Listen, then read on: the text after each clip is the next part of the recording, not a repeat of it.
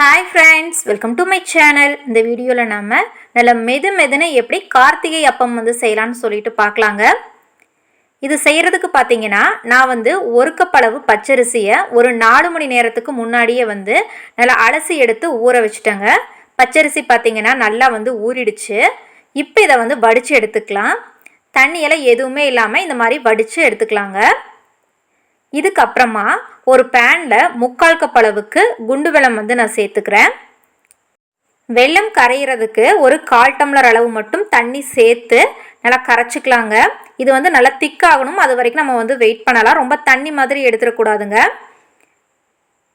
சுத்தமாக கரைஞ்சு இந்த பாகு பார்த்தீங்கன்னா தேன் மாதிரி வரும்போது நம்ம எடுத்துடலாங்க. எடுத்துட்டு இதை வடித்து நம்ம நல்லா ஆற வச்சுக்கலாம். பாருங்கள், நான் ஆற வச்சுட்டேன். இப்போ மிக்சர் ஜாரில் நம்ம வடித்து வச்ச பச்சரிசியை சேர்த்துடலாங்க. பச்சரிசியை நம்ம அரைக்கும் போது தண்ணி சேர்த்து அரைக்கிறது இல்லைங்க, அந்த பாகத்தை நம்ம கொஞ்சம் கொஞ்சமாக சேர்த்து அரைக்க போகிறோம். இப்போ இதில் நல்ல வாசனைக்காக ஒரு 6 ஏலக்காவையும் சேர்த்து அந்த பாகையும் சேர்த்து இந்த மாதிரி திக்காக நான் அரைச்சி எடுத்துகிட்டு வந்துட்டேன். அடுத்துதான் இதில் 3 வாழைப்பழத்தை நான் கட் பண்ணி சேர்த்துக்கிறேங்க. நல்லா கனிஞ்சதாக எடுத்துக்கோங்க. நான் தேன் வாழை எடுத்திருக்கேன். இப்போ இது எல்லாத்தையும் அரைச்சி இந்த மாதிரி ஒரு பாத்திரத்துக்கு நான் மாற்றிக்கிறேன்.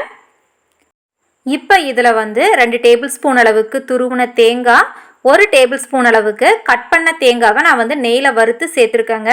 நீங்கள் இதில் முந்திரி திராட்சை எது வேணாலும் சேர்த்துக்கலாம். இப்போ இதை நல்லா கலந்து விட்டுக்கலாங்க. இப்போ மாவு ரொம்ப திக்காக இருக்குதுன்னு நினச்சிங்கன்னா இப்போ இதில் நீங்கள் கொஞ்சமாக தண்ணி சேர்த்துக்கலாங்க. நான் 1/4 டம்ளர் அளவு மட்டும் தண்ணி சேர்த்து நல்லா கலந்து எடுத்துக்கிறேன். நீங்கள் ஃபஸ்ட்டே தண்ணி சேர்த்துட்டிங்கன்னா ரொம்ப மாவு தண்ணி மாதிரி ஆயிருங்க. அதனால் கடைசியாக நம்ம பார்த்துட்டு கொஞ்சமாக தண்ணி சேர்த்துக்கணும். அவ்வளோதான். இப்போ நல்லா கரைச்சாச்சு. இதை நீங்கள் தட்டு போட்டு க்ளோஸ் பண்ணி ஒரு 1 மணி நேரம் போல் வச்சுட்டு அதுக்கப்புறமா நீங்கள் சுட்டு எடுத்தீங்கன்னா நல்லா பஞ்சு போல் இருக்குங்க. உடனே நீங்கள் சுடணும்னு நினச்சிங்கன்னா கொஞ்சமாக இதில் ஆப்ப சோடா சேர்த்து கலந்துட்டு நீங்கள் சுட்டுக்கலாம். நான் 1 மணி நேரம் போல் அப்படியே வச்சிட்றேங்க. அதுக்கப்புறமா நான் சுட்டு எடுத்துக்கிறேன். நான் பணியாரக்கல்ல சுட்டு எடுத்துக்கிறேங்க. நீங்கள் வடச்சட்டியில் கூட எண்ணெய் விட்டு ஒன்றுனா நீங்கள் ஊற்றி எடுத்துக்கலாம். இப்போ பணியாரக்கல்ல நீங்கள் எண்ணெயோ நெய்யோ விட்டுட்டு நல்லா சூடானதுக்கப்புறமா இந்த மாதிரி மாவு விட்டுக்கணுங்க. மாவு ரொம்ப அதிகமாக விடாமல் ஒரு 3/4 பாகம் மட்டும் விட்டுட்டிங்கன்னா உங்களுக்கு அப்பம் பார்த்தீங்கன்னா நல்ல ஷேப்பில் சூப்பராக உங்களுக்கு கிடைக்குங்க.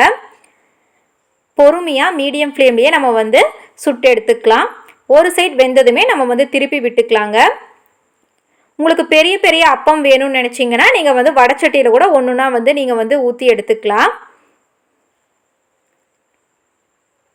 நல்லா செவந்து இந்த மாதிரி வரணுங்க. அப்பம் வேகும்போது உங்களுக்கு எண்ணெய் கம்மியாக இருக்குதுன்னு நினச்சிங்கன்னா இப்போ இது மேலே நீங்கள் கொஞ்சமாக எண்ணெய் விட்டுக்கலாம். விட்டுட்டு நல்லா திருப்பி திருப்பி போட்டு நீங்கள் நல்லா கோல்டன் ப்ரௌன் ஆன உடனே நீங்கள் எடுத்துடலாங்க. அவ்வளோதாங்க, நல்லா பஞ்சு போல் கார்த்திகை அப்பம் ரெடி ஆயாச்சு. நீங்களும் இதே மாதிரி ட்ரை பண்ணி பாருங்கள். பார்த்துட்டு எப்படி இருக்குன்னு சொல்லிட்டு மறக்காமல் கமெண்ட்ஸ் பண்ணுங்கள். வீடியோ பிடிச்சிருந்தா லைக் பண்ணுங்கள், ஷேர் பண்ணுங்கள். அப்படியே நம்ம சேனலையும் சப்ஸ்கிரைப் பண்ணிக்கோங்க. பாய்.